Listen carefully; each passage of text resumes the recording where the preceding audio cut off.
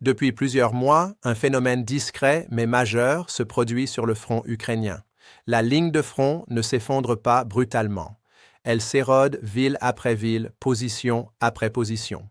L'armée ukrainienne recule lentement mais constamment. Ce mouvement progressif, presque invisible à l'échelle d'une semaine, devient beaucoup plus clair lorsqu'on observe l'évolution du front sur plusieurs mois. Et ce que l'on voit alors est simple.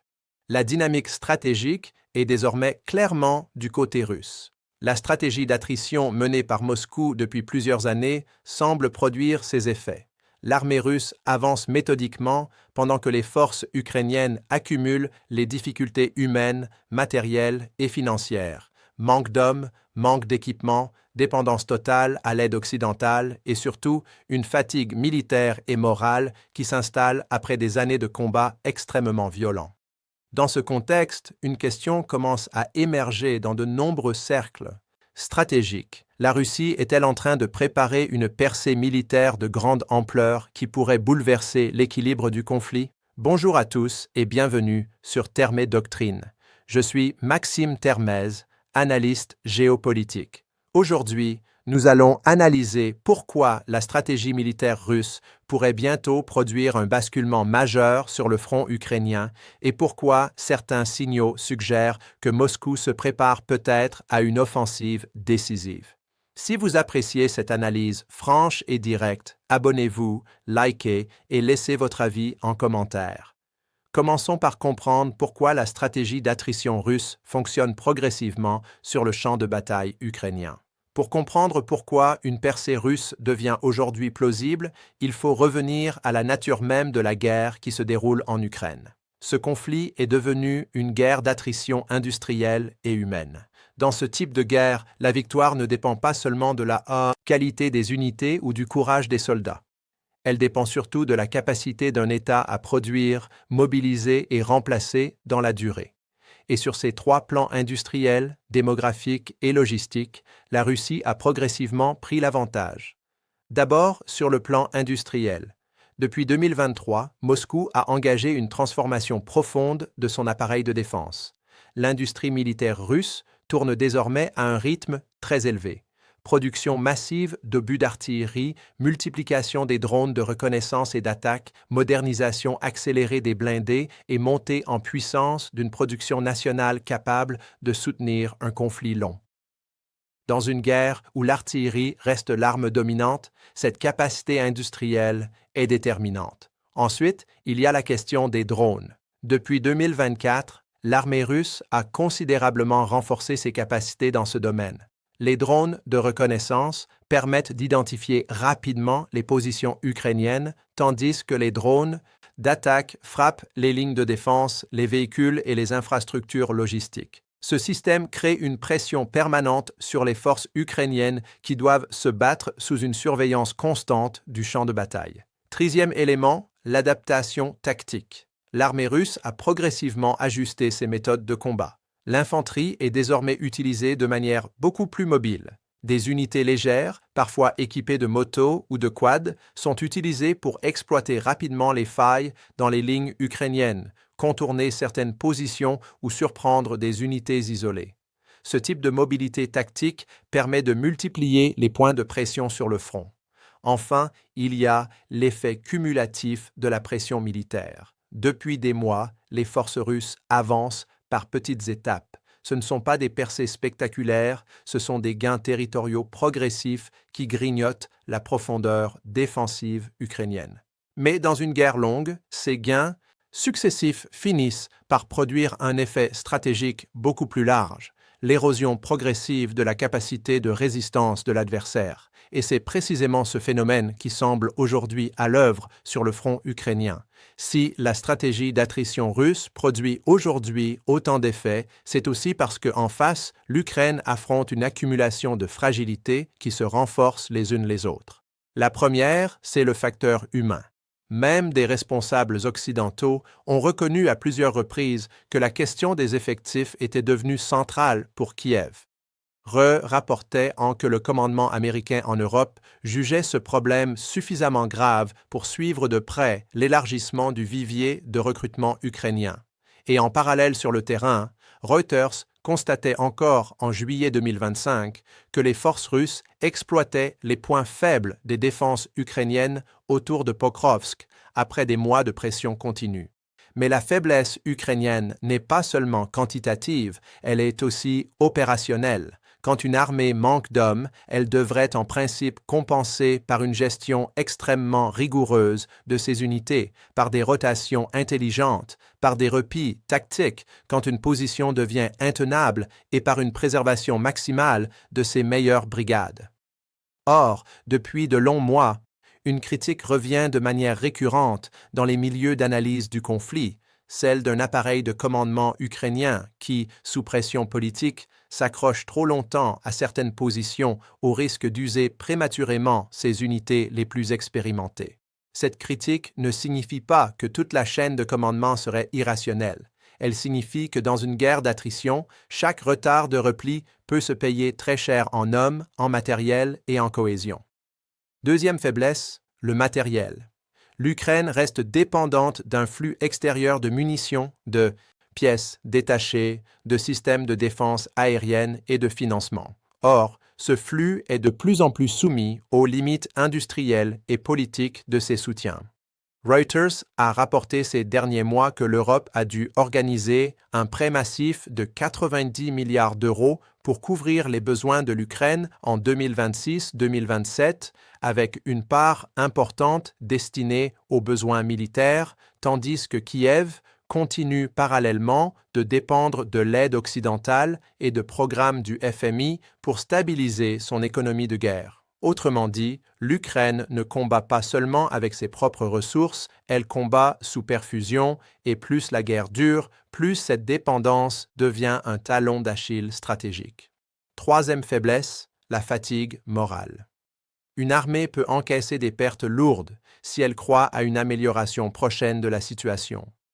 Mais lorsqu'elle recule lentement pendant des mois, lorsqu'elle doit tenir sous la pression constante de l'artillerie des drones et des frappes, en profondeur, alors la fatigue psychologique devient un facteur militaire à part entière. Reuters relevait fin février 2026 que les forces russes avaient réalisé des avancées graduelles sur l'ensemble de l'année 2025, même si celles-ci ont eu un coût élevé pour Moscou. Ce type de pression permanente n'entraîne pas forcément un effondrement immédiat, mais il use la confiance, il use les nerfs et il finit par peser sur la capacité de résistance globale. Quatrième, faiblesse. L'arrière stratégique. Les frappes russes répétées contre le système énergétique ukrainien continuent de compliquer le fonctionnement du pays et de son effort de guerre. Reuters a encore rapporté en janvier, puis aujourd'hui 14 mars 2026, des attaques de grande ampleur ayant touché des infrastructures énergétiques dans plusieurs régions et provoqué des coupures d'électricité. Et dans une guerre longue, l'énergie, la logistique, la réparation, les transports et la continuité industrielle comptent presque autant que la ligne de front elle-même. C'est donc l'ensemble qu'il faut regarder. Une armée sous pression démographique, un commandement soumis à des arbitrages de plus en plus brutaux, une dépendance extérieure massive pour l'argent comme pour les armes, un arrière fragilisé par les frappes et une usure morale qui s'accumule à mesure que les reculs se prolongent. C'est cette combinaison qui rend aujourd'hui l'hypothèse d'une percée russe de grande ampleur beaucoup plus crédible qu'il y a encore un an. Si cette dynamique se poursuit, alors les conséquences pourraient être majeures non seulement pour l'Ukraine, mais aussi pour l'ensemble du bloc occidental.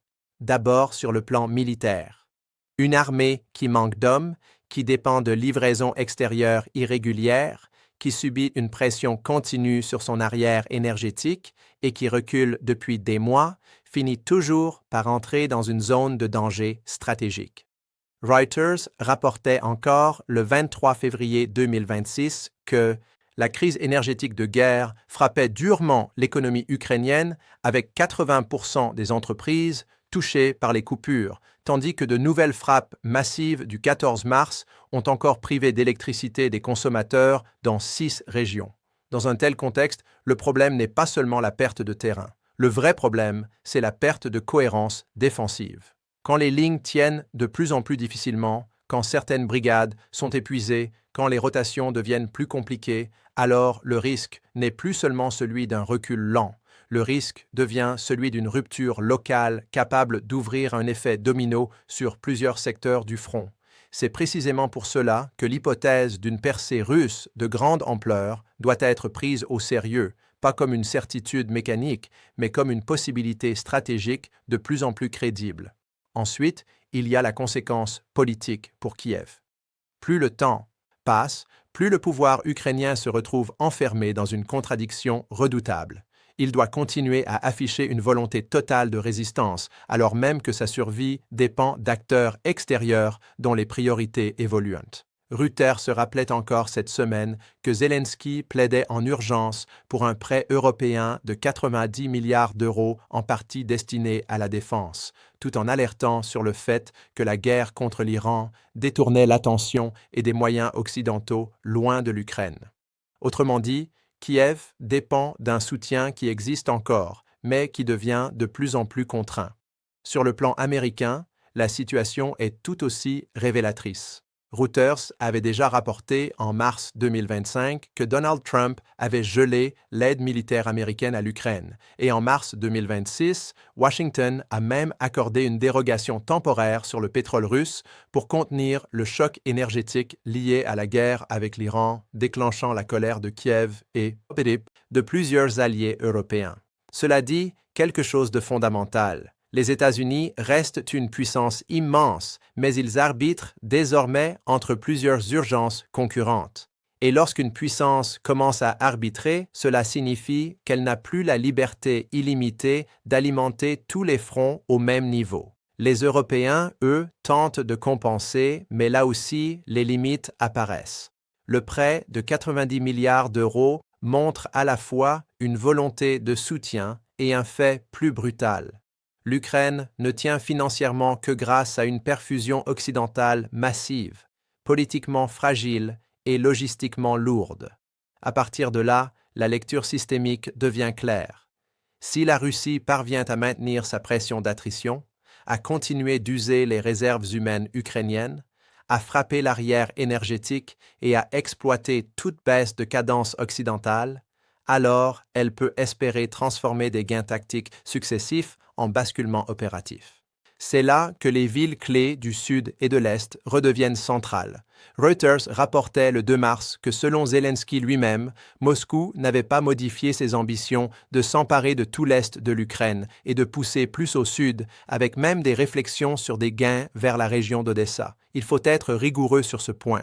Dire qu'Odessa pourrait être menacée d'ici fin 2026 relève aujourd'hui de la projection stratégique, pas d'un fait acquis. Mais ce n'est plus une projection absurde. Dès lors que la Russie conserve l'initiative, que l'Ukraine reste sous tension extrême et que le soutien occidental devient moins fluide, l'idée d'une offensive plus large dans le sud cesse d'être marginale. Et c'est cela, au fond, la conséquence la plus lourde. L'Occident risque de découvrir trop tard qu'il n'est plus en train de gérer un front stabilisé. Il pourrait être en train d'assister à la préparation d'un changement d'échelle militaire. Si ce changement se produit, alors il ne s'agira plus simplement d'une nouvelle phase de la guerre. Il s'agira d'un aveu historique, celui de l'incapacité du bloc otanien à empêcher Moscou d'imposer progressivement sa logique sur le théâtre ukrainien.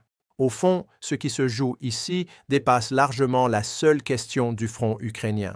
Le vrai sujet, c'est la supériorité du temps long.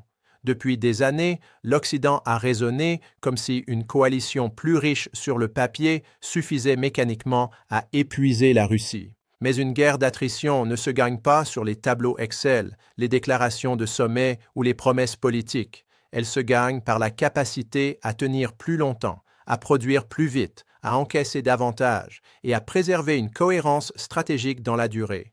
C'est précisément là que Moscou a progressivement pris l'avantage. Reuters constatait encore en juillet 2025 que la Russie gardait l'ascendant sur le champ de bataille avec des avancées lentes mais régulières tout en ayant rattrapé puis consolidé une partie de son retard dans les drones grâce à une production nationale massive. C'est cela la clé. La Russie n'a pas besoin à ce stade d'une offensive spectaculaire permanente sur tout le front. Elle a besoin de maintenir une logique d'usure qui détruit progressivement les réserves humaines, économiques et psychologiques ukrainiennes. Et plus cette logique dure, plus elle devient favorable à Moscou. En face, l'Ukraine reste enfermée dans une dépendance structurelle.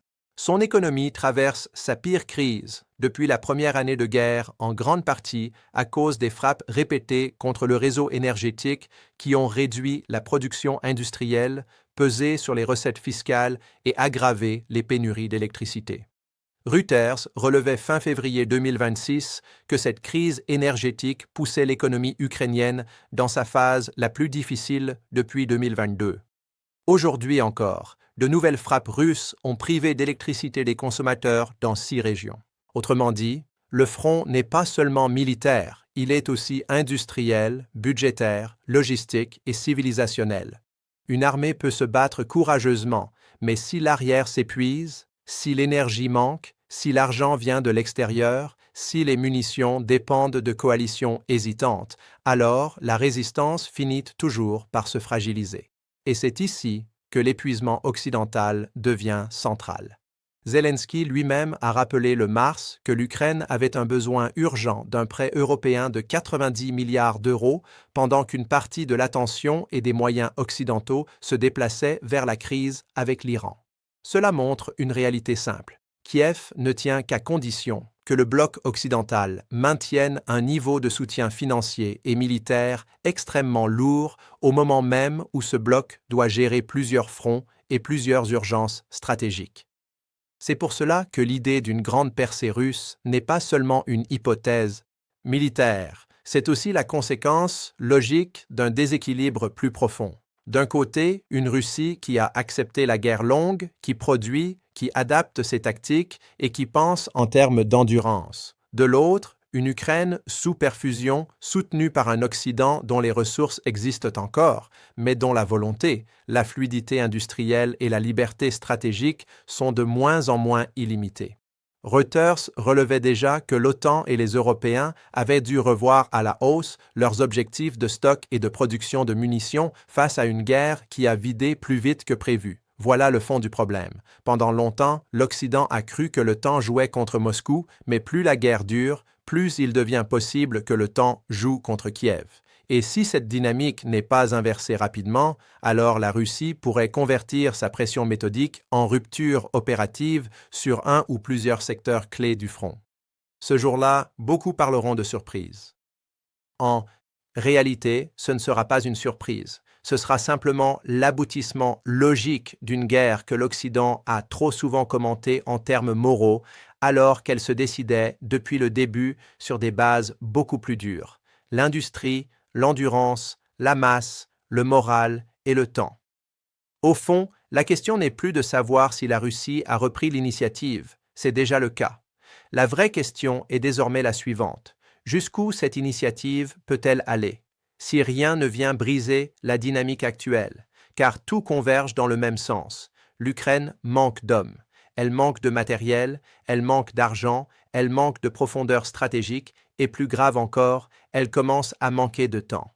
En face, Moscou avance avec une logique froide, méthodique, patiente, pas dans la précipitation, pas dans le spectacle, mais avec cette brutalité silencieuse propre aux puissances qui ont compris qu'une guerre longue se gagne d'abord par l'usure. C'est cela que beaucoup en Europe refusent encore de regarder en face. Ils parlent encore d'aide, de plans, de sommets, de paquets financiers. Mais sur le terrain, ce sont les rapports de force réels qui décident. Et aujourd'hui, ces rapports de force penchent de plus en plus du côté russe. Mon avis est donc très clair. Si la trajectoire actuelle se prolonge, alors Moscou est effectivement en passe de réaliser une percée militaire de grande ampleur.